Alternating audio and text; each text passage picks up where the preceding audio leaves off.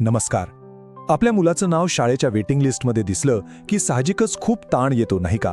ती एक अनिश्चिततेची भावना असते जी खूप त्रासदायक ठरू शकते. पण काय आहे ना, हीच अनिश्चितता एका मोठ्या संधीमध्ये बदलू शकते. आणि ते कसं, हेच आज आपण समजून घेणार आहोत.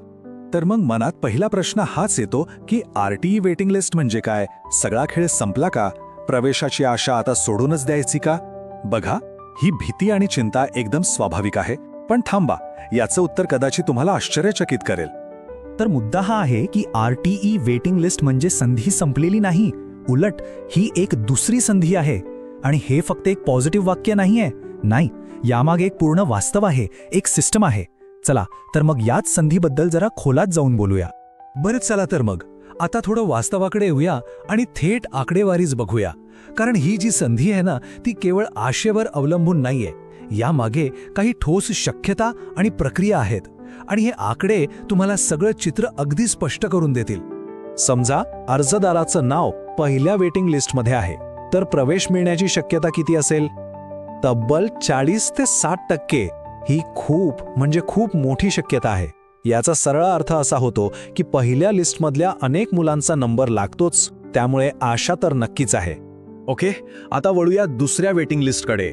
इथे शक्यता थोडी कमी होते, साधारण 20 ते 40% येते. पण टक्केवारी कमी झाली असली तरी ही संधी अजिबातच दुर्लक्ष करण्यासारखी नाहीये. प्रवेश मिळण्याची एक ठोस शक्यता अजूनही कायम आहे, हे लक्षात घ्या.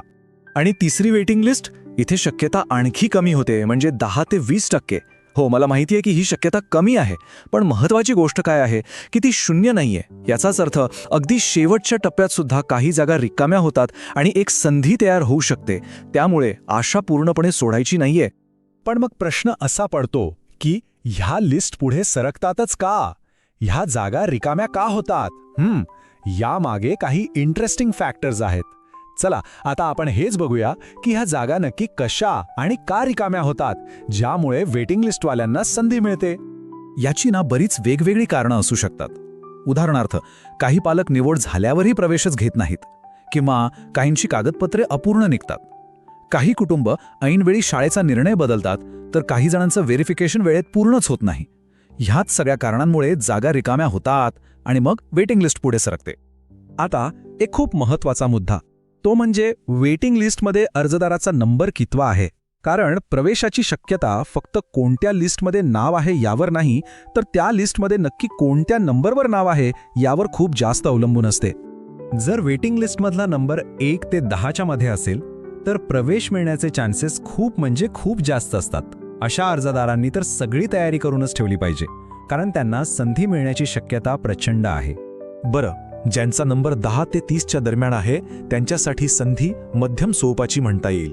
म्हणजे प्रवेशाची गॅरंटी नाही, पण शक्यता नक्कीच आहे. त्यामुळे तयारी करणं आणि अलर्ट राहणं इथे खूप महत्त्वाचं ठरतं. आणि ज्यांचा नंबर 30च्या पुढे आहे, त्यांच्यासाठी चान्सेस थोडे कमी असतात.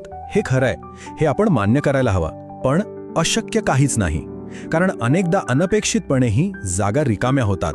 त्यामुळे तयारी तर ठेवायलाच हवी. ओके, तर आता ही सगळी माहिती तर मिळाली, पण मग अर्जदारांनी नक्की करायचे काय? चला आता माहितीकडून थेट ॲक्शन प्लॅनकडे जाऊया. अशी काही सोपी पावलं आहेत जी उचलली तर प्रवेशाची शक्यता नक्कीच वाढवता येते.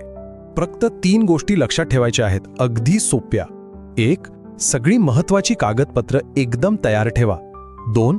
रोजच्या रोज RTEची वेबसाईट चेक करायची. आणि 3. फोनवर येणारे कॉल्स किंवा SMS अलर्ट्स यांच्याकडे चुकूनही दुर्लक्ष करायचं नाही. कारण संधी कधी दार ठोठावेल हे सांगता येत नाही, आणि तेव्हा आपली तयारी असायलाच हवी. आणि या सगळ्यावरून आपण पुन्हा त्याच मुद्द्यावर येतो ज्याने आपण सुरुवात केली होती. लक्षात ठेवा, वेटिंग लिस्ट म्हणजे रिजेक्शन नाही, तर ही एक सेकंड चान्स आहे. अनिश्चिततेकडे नाही, तर आशेच्या नजरेने बघण्याचा हा एक नवीन दृष्टिकोन आहे.